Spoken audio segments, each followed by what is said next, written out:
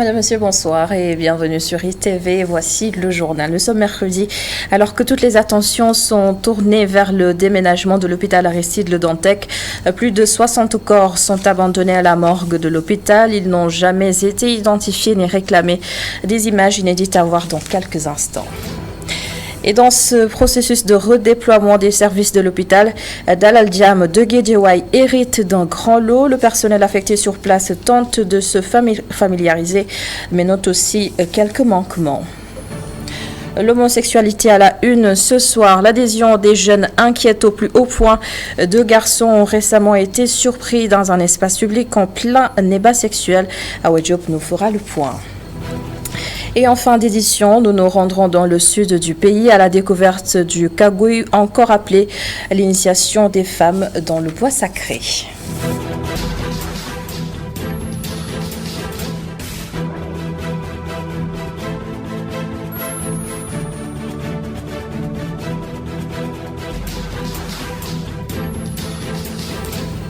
On les appelle les morts inconnus. Actuellement, il y a plus de 60 corps non identifiés à la morgue de l'hôpital Aristide Le Dantec. Aucune famille ne s'est jamais manifestée et même des bébés font partie du lot. Des images surprenantes prises sur place par Abdourahmane et Seydina Mbaye. Silence de cathédrale à la morgue de l'hôpital Aristide Le Dantec. Des corps en passe d'être inhumés attendent encore. Dans un des tiroirs d'une de ces 2 chambres froides fonctionnelles, encore celui d'un étranger en souffrance depuis près de 7 mois. D'abord, ce corps-là ne sera pas inhumé. Même hier, j'ai parlé avec les responsables. Ils disent qu'il y a un contentieux qui est en Chine, quoi. En Chine. Donc, ils sont en train de voir avec la famille. Parce que c'est un étranger qui est venu dans un bateau ici. Travailler avec, dans le bateau. Donc, je ne pourrais pas entrer dans les détails. 59, c'est le nombre exact de corps qui fera soit l'objet d'un processus d'identification, soit d'une inhumation d'ici dimanche prochain à Yoff, renseigne le Major Ba. Pour les dépôts, c'est-à-dire pour les corps qui viennent de l'extérieur de l'hôpital, nous avons 22 adultes et 8 nouveau-nés, fœtus ou nouveau-nés. Voilà.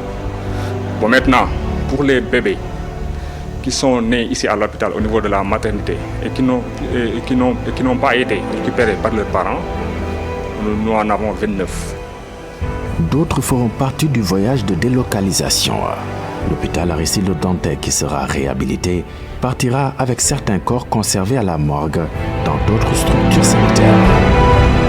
Jusqu'à aujourd'hui là, au moment où je vous parle, ils sont au nombre de 4.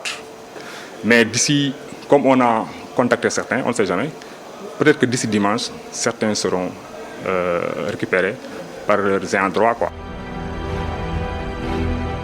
Une morgue spéciale où des autopsies sont pratiquées. En 2021, pas moins de 940 autopsies y avaient été effectuées. Un service qui sera déplacé à l'hôpital Dalal Jamm. Avec aussi le matériel d'autopsie pour pouvoir commencer, si les autorités le permettent, de faire là-bas des autopsies. 17 ans de service à la morgue de l'hôpital Aristide Le Dantec, le Major Ba prépare son déménagement vers Dalal Jamm avec la tristesse dans les yeux. Oui, c'est la vie, parce qu'on est avec des gens pendant plusieurs années, on travaille avec des gens pendant plusieurs années, on a des rapports fraternels, amicaux, donc il y a tout ça. Mais c'est le travail. Bon. Une tristesse qu'il espère bientôt se transformer en joie à la fin des travaux. Le personnel sur place en a profité pour s'interroger sur son avenir. Contractuels comme prestataires feront partie du déplacement vers Dalal Jamm, assure le responsable de la morgue. Un déplacement à polémiquer dans ce processus. Le professeur Abdelaziz Kébé dénonce une campagne de manipulation de l'opinion publique. Selon le cancérologue, ce sont ceux qui avaient réclamé des solutions qui sont maintenant en train de discréditer le projet. Ses explications. Il y a une solution qui a été réclamée. Vous savez par qui? C'est pas l'État. C'est les médecins, les syndicalistes et différentes personnes qui ont tordu la main à l'autorité pour que on le fasse dans la précipitation, en s'invitant dans l'agenda politique. C'est ça la question de fond. Mais il est temps que ça s'arrête, cette façon de faire. Ou des aventuriers, des gens qui ont un agenda politique viennent s'inviter dans un truc et poussent à la précipitation et derrière critiquent les solutions qu'eux-mêmes ont données. Vous croyez que c'est l'autorité qui a dit qu'il fallait amener un tel à Dalal Jamm, un tel ici ou là? Ce sont des personnels de santé qui le leur ont dit. Et ils le font. Le montage qui pourrait permettre d'aller chercher de l'argent pour pouvoir construire assez vite, mobiliser des fonds et le faire, ça, je pense qu'il y a des gens suffisamment compétents dans le gouvernement du Sénégal, dans l'administration sénégalaise pour le faire. Maintenant, qu'encore une fois, des aventuriers, des entrepreneurs politiques, des manipulateurs s'en mêlent pour essayer de discréditer un processus. Au détriment de qui? Des Sénégalais, des médecins, des étudiants et de la santé publique. Vous croyez que c'est acceptable? Mais ça suffit. Le ministère de la Santé et de l'Action sociale a mis en place un numéro vert pour orienter les patients. C'est le 800 00 50 50. Et pour le personnel de santé, les notes d'affectation seront très bientôt publiées. Ce sont là les assurances du directeur du SINEPS, Lamine Baragay, dans Canoas Canui de cet après-midi sur ITV. Regardez. Pour ce qui concerne l'orientation des patients, le dispositif a démarré depuis 5-6 jours et actuellement ça se passe normalement, bien qu'il y a quelques difficultés inhérentes à la taille de cette grande opération. En ce qui concerne le SINEPS que je dirige, nous avons depuis plus d'une semaine déroulé un plan de communication qui accompagne le dispositif, le schéma de redéploiement que la direction des établissements a sorti. C'est ainsi que vous avez vu à travers toutes les télévisions nationales, mais également les radios et dans les journaux, les spots publicitaires qui sortent pour informer les patients sur le dispositif d'acheminement des malades suivant les différents hôpitaux.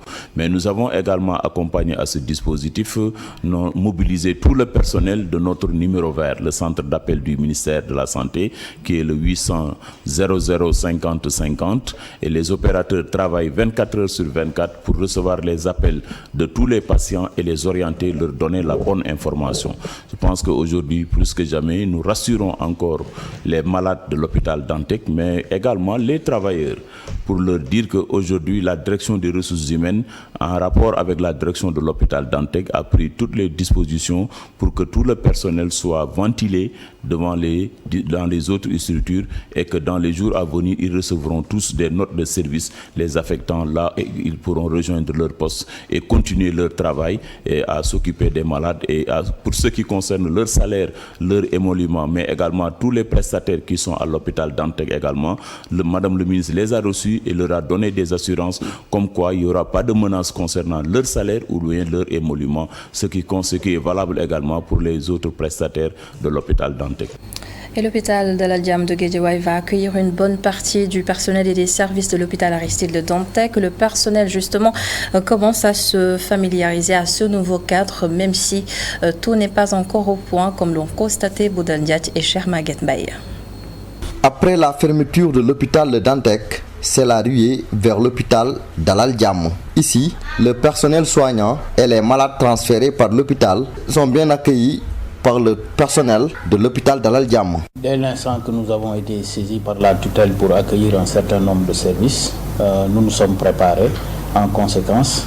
Et les services que nous devons accueillir, il s'agit en partie de la dermatologie, une partie de la chirurgie, une partie de l'orthopédie, carrément l'oncologie pédiatrique, ensuite une partie de l'ophtalmologie qui l'accompagne, et puis une partie de l'anesthésie réa et de l'anapathie.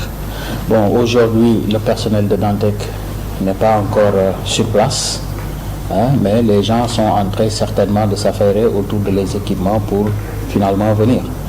Je puis vous affirmer que l'oncopédiatrie, par exemple, a amené ses patients depuis hier soir et actuellement, ces patients sont pris en charge au niveau de l'unité de pédiatrie. Donc les malades sont bien présents. Mais pour le moment, Le nombre exact de malades transférés dans cet hôpital de la banlieue n'est pas encore précisé. Non, présentement, nous n'avons pas le transfert de tous les dossiers parce qu'on ne peut pas vous dire que tant de malades sont transférés ici, mais nous, ce sont des activités que nous récupérons. Pour le personnel de santé, toutes les dispositions ne sont pas prises, nous renseigne ce membre du personnel soignant venu de l'hôpital Le Dantec. Les malades qui sont venus aujourd'hui pour faire le bilan, ils ont déboursé de leur propre poche. Ils ont payé de leur propre argent, alors qu'ils avaient payé à Le Dantec quelque chose qui devait normalement durer 1 année.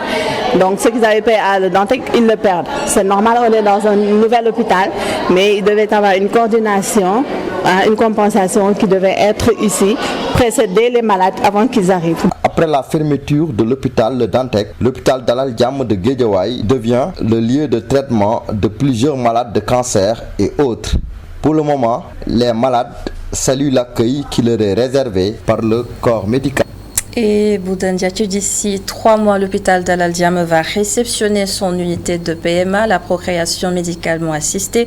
Un centre de traitement des épidémies est aussi annoncé. Cependant, la structure sanitaire est très souvent confrontée à des coupures d'électricité, d'où l'appel du directeur Moussa Samdaf que je propose d'écouter. Bon, les difficultés souvent que nous avons, c'est peut-être un peu avec les nombreuses coupures qu'on connaît, la Sénélec, nous avons quand même souvent quelques difficultés et ce sont des situations qui ne sont pas souvent sans conséquences sur nos équipements. C'est pour ça que véritablement nous lançons un appel à la Sénélec pour nous mettre sur une ligne prioritaire et pour que véritablement nous puissions travailler correctement et nos équipements puissent être en sécurité. Mais en tout état de cause, l'hôpital s'est donné les moyens de mettre en place un système de suppléance électrique, notamment des groupes électrogènes. Mais s'il n'y avait pas de coupure, ça nous aurait encore beaucoup plus aidé. Il y avait des projets qui sont en cours. Vous avez vu le grand bâtiment actuellement qui est en cours de finition, notamment le bâtiment devant abriter l'unité de greffe de moelle de la procréation médicalement assistée qui est en finition. Les équipements ont déjà été acquis. On attend juste la fin des travaux, peut-être d'ici 2 ou 3 mois, installer également les équipements pour pouvoir démarrer l'activité dans ces services-là. Maintenant, s'agissant du centre de traitement des épidémies, là également, c'est un bâtiment qui est presque prêt. Peut-être dans 45 jours, on va procéder à la réception peut-être technique de ce bâtiment-là. Et pour clore ce chapitre santé, on se rend à Darou-Mourti où les populations ont longtemps réclamé une maternité. Elles en disposent maintenant et c'est grâce au financement d'une association locale. Les autorités religieuses et sanitaires ont salué cette initiative sociale. Gorandaglo et Tchernofay nous en parlent. Promouvoir la politique de développement et répondre aux besoins des populations de Darou-Mourti, objectif de l'association Takou Defar Darou qui a offert une maternité flambant neuf au district sanitaire de Darou-Mourti. Bon, comme l'a si bien expliqué le président, bien le coordinateur du mouvement, Serigne Moustapha Sylla, Takou Defar Darou-Mourti, c'est un mouvement qui a été créé dans le but de contribuer au développement de la localité Darou-Mourti. Et nous avons réalisé pas mal de projets ici dans la cité. Donc nous comptons aussi réaliser d'autres projets tels que la maternité, mais d'autres. Comme l'a si bien expliqué, tout le monde sait qu'à Darou-Mourti ici, il y a un problème d'insécurité totale. Et cela est dû à un manque total d'électricité ou bien d'autres facteurs. Maintenant, nous avons jugé nécessaire de mettre en place beaucoup de lampadaires, comme l'a fait le mouvement Darou Touba Tchakanam, pour assurer la sécurité des populations et de leurs biens. Maintenant, c'est la raison pour laquelle, après avoir réalisé une initiative magnifiée par le médecin-chef du district sanitaire, Dr Ndiaye approuve la démarche de l'association Takou Defar Darou-Mourti. Entrefait qu'on s'est ouvert à l'association Ande Takou Defar Darou, en tout cas qui nous ont construit ce bijou qui répond aux normes sanitaires et qui est bien placé et qui nous permettra en tout cas de relever les défis en tout cas de la prise en charge et le défi en tout cas des soins de qualité au niveau de Darou-Mourti. Donc c'est une maternité dont la pose de la première pierre a été faite en tout cas le 14 de l'année dernière et aujourd'hui, 1 an en tout cas jour pour jour, c'est une maternité qui a été construite et en tout cas selon mon humble avis sera une maternité qui pourra nous permettre de prendre en charge correctement, efficacement et dans de bonnes conditions, en tout cas, les femmes du district de Darou Mouhty. Venu présider la cérémonie d'inauguration, Serigne Abo Mbacké loue l'engagement de l'association Takku Defar Darou qui n'œuvre que pour le bien-être des populations. di nuyu administration yëpp ci digalul sama kilifa sama sëriñ sëñ Bassirou moom sëñ Fallou Asta Dieye. Serigne Bassirou ibn Serigne Fallou Asta Dieye m'a donné l'instruction de parler au nom de la famille et aujourd'hui c'est un grand honneur de rendre cette illustre femme à qui Serigne Touba a toujours considéré comme une mère. Nous sommes vraiment contents d'apprendre que cette maternité porte le nom de Sokhna Faty Issa Diop. ku ne waaye bañ tàmbalee tudd aw tur ba tey tur tey wii mooy tur bi ko yelloo ndax soxna soos tey lu am Daaru Muxti gannaaw yàlla mooma. Faire de la ville de Mame Thierno Birahim une cité modèle, priorité de l'association Takku Defar Darou Mouhty qui annonce d'ailleurs un important projet d'éclairage public dans les mois à venir. L'autre titre de ce mercredi, l'homosexualité. Le sujet fait encore la une après une nouvelle vidéo largement partagée sur les réseaux sociaux. De jeunes garçons ont été surpris en plein débat à la plage BCAO. Et dans le reportage que vous allez tout de suite suivre, nous avons mis l'accent sur l'exposition des jeunes à la débauche. Awa Diop et Mafalfal. Sur les deux voies de Niary Tally, ces pères de famille sont justement en train de discuter du sujet. Des parents visiblement inquiétés par la multiplication des cas de débauche chez les jeunes. Ce sexagénaire, lui, regrette surtout la démission totale des parents dans l'éducation aux valeurs. Tout ça, c'est un manque d'éducation. Voilà. C'est l'éducation de base. Parce que la personne, si tu rates son éducation de base, si la base est foirée, c'est fini. C'est fini. Hein? Avant, on n'osait pas se mettre dans certaines tenues. Il y a des tenues, c'est des tenues vraiment caduques. Hein? C'est des tenues bannies par notre religion. Nous ne sommes pas des occidentaux. Hein? Nous avons nos coutumes et nos vertus. Hein? Nos coutumes et nos vertus. Nous, personnellement, nous avions des parents. On avait une éducation très solide. Très solide. Mais actuellement, c'est l'éducation qui fait défaut au sein de notre société. Le laisser-aller des parents, ajouté à cela le manque de contrôle parental sur les différents réseaux sociaux qu'utilisent les jeunes à longueur de journée, sont là des faits qui ont participé à tirer la plupart de ces jeunes à la débauche, selon ce parent. Téléphone, internet, WhatsApp, affaire yi ñi manipuler di ko def. Lu bon dañ ko daan neub, kenn daaw ko fësal. Suñ démé ba koy fësal nga xamni société bi yàqu na. Liko yàq nak moy waajur yi am nañ ci responsabilité bi état bi am na ci responsabilité bi parce que seetaan bi dafa ëpp te seetaan bu ëppee day déborder ci réew débordement boobu nag moom moo am fii ci Sénégal parce que le 15 août dégg naa ko ay xale di sëy góor ak jigéen ne ay góor ak góor nekk di sëy loolu c'est inadmissible. Retourner à l'éducation rigoureuse, c'est l'unique alternative si l'on en croit ce sexagénaire. Rien ne vaut la correction, rien ne vaut la correction, hein? Que ce soit du côté vestimentaire comme du côté du langage. Ouais, hein? Il faut être correct, s'habiller correctement, parler correctement, hein? Respecter ses aînés. Respecter ses aînés, c'est actuellement ce qui fait défaut dans notre société. Hein? Il y a un manque d'éducation totale. Hein? Les parents n'éduquent plus leurs enfants. La question de l'homosexualité au Sénégal continue encore de faire couler de l'encre et de la salive. Au banc des accusés, les parents invités à retourner à l'éducation aux valeurs et à la religion. Merci beaucoup Awadjo pour ce reportage et nous passons maintenant aux actualités des sports. Le Casa Sport vient de perdre l'un de ses plus illustres attaquants.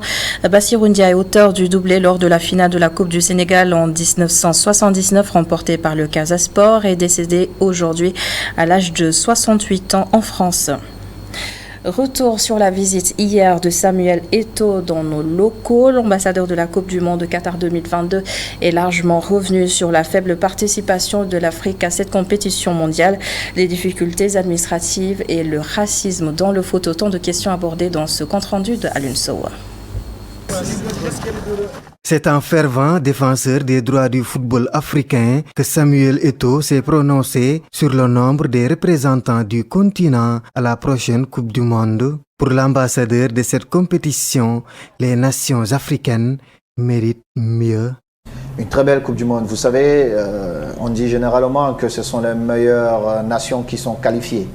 Même si pour nous en Afrique, je suis très heureux des 5 nations qualifiées, mais quelque part j'ai un petit regret qui est aussi une demande pour nos dirigeants, c'est de plaider et de voir comment la plus grande confédération a moins de nations.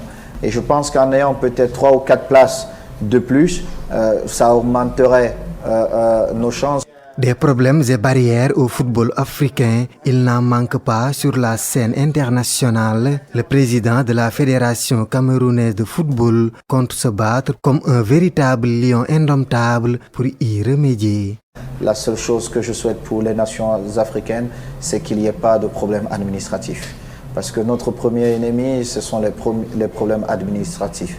Et j'espère que les présidents que nous sommes, nous ferons tout pour que nos nations arrivent dans les meilleures conditions. Le racisme reste toujours présent dans le milieu du football et les Africains en sont toujours victimes. Pour l'ancien international camerounais, c'est aux hautes sphères du football mondial d'agir pour mettre un terme à ces actes. Nous devons condamner et au plus haut niveau tout geste qui porte atteinte à notre couleur, à l'un des nôtres. Ce n'est que comme ça qu'on peut nous respecter. Je marche avec certaines règles de la vie, c'est que vous me respectez, je vous respecte. Vous ne me respectez pas, je ne vous respecte pas. Et je suis comme ça.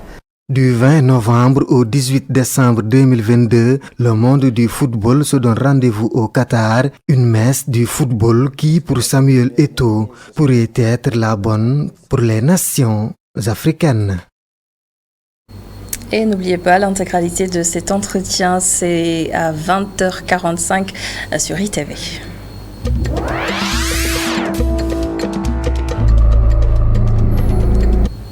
Au Mali d'abord, alors que le retrait de la force Barkhane s'est achevé en début de semaine, le ministre malien des Affaires étrangères a écrit une lettre au Conseil de sécurité de l'ONU pour dénoncer des violations de l'espace aérien du Mali.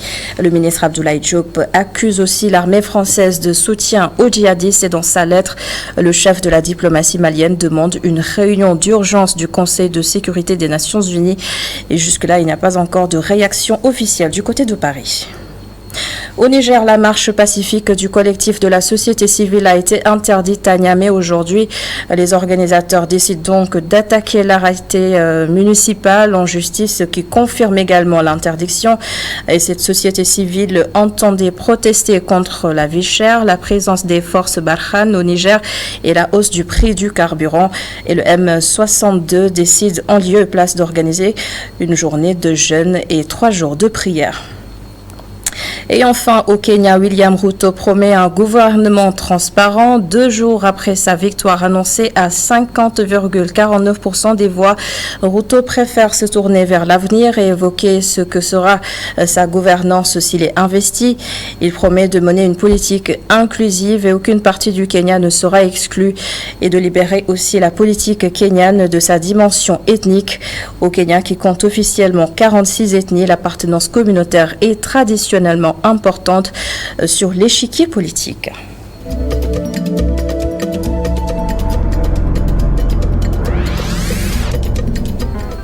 Je l'annonçais en titre ce soir. Nous allons à la découverte du Kagouy, c'est-à-dire à l'initiation des femmes au bois sacré. Ça se passe à Moulombe, une localité du Blouf dans le département de Bignona. Plusieurs centaines de jeunes filles ont fait leur entrée dans la forêt et cela va plutôt les forger à la vie. Hassan Ba et Daoud Sambou nous font découvrir les secrets du bois sacré.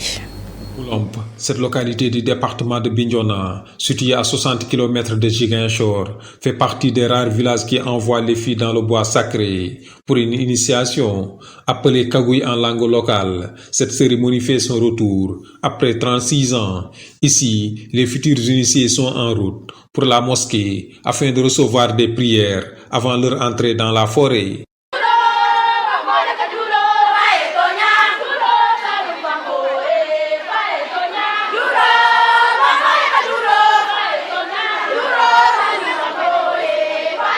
Arrivé à la mosquée, l'imam commence les prières.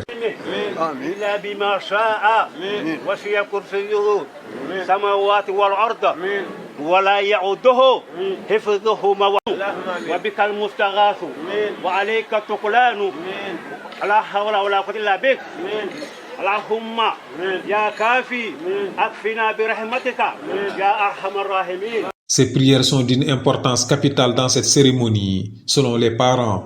Demander au bon Dieu de leur donner la chance et la santé de pouvoir exercer cette cérémonie jusqu'à la fin. Les prières là sont exaucées parce que depuis nos mamans là, ils faisaient ça. Oui, depuis nos mamans, ils faisaient ça. Maintenant, si nous aussi, la jeune génération, avant d'aller au bois sacré, nous voulons passer par la mosquée et faire des prières. Ce village est composé à presque 100% de musulmans, ce qui amène la gardienne du bois sacré du quartier de Kawagir à dire que cette tradition respecte bien les préceptes de l'islam. C'est une bonne tradition qui est en règle avec l'islam. Après les prières, c'est l'heure de la rentrée dans le bois sacré.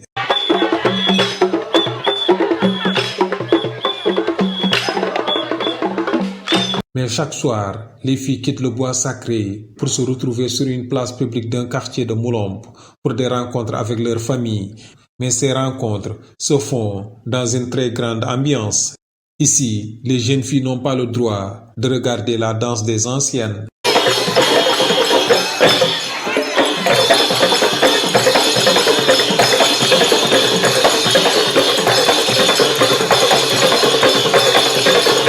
Après la fin de la danse des anciennes, les jeunes peuvent se lever et faire leur spectacle.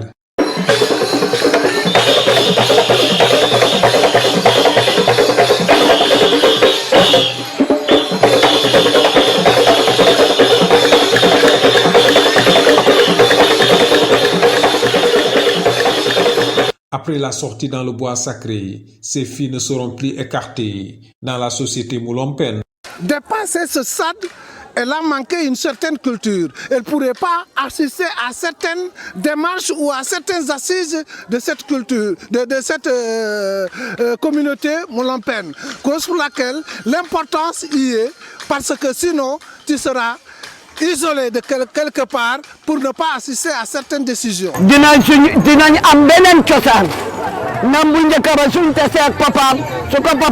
Elles auront une autre attitude après la sortie. Maintenant, elles vont beaucoup respecter les parents et les proches.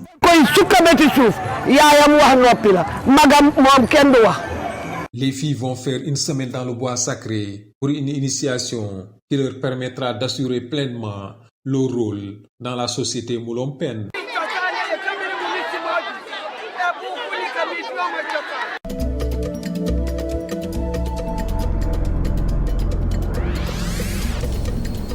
Merci beaucoup Hassan pour cette découverte très intéressante. Merci également à vous d'avoir été avec nous ce soir encore. Merci aussi à l'ensemble des équipes en régie et bonne suite des programmes sur ITV.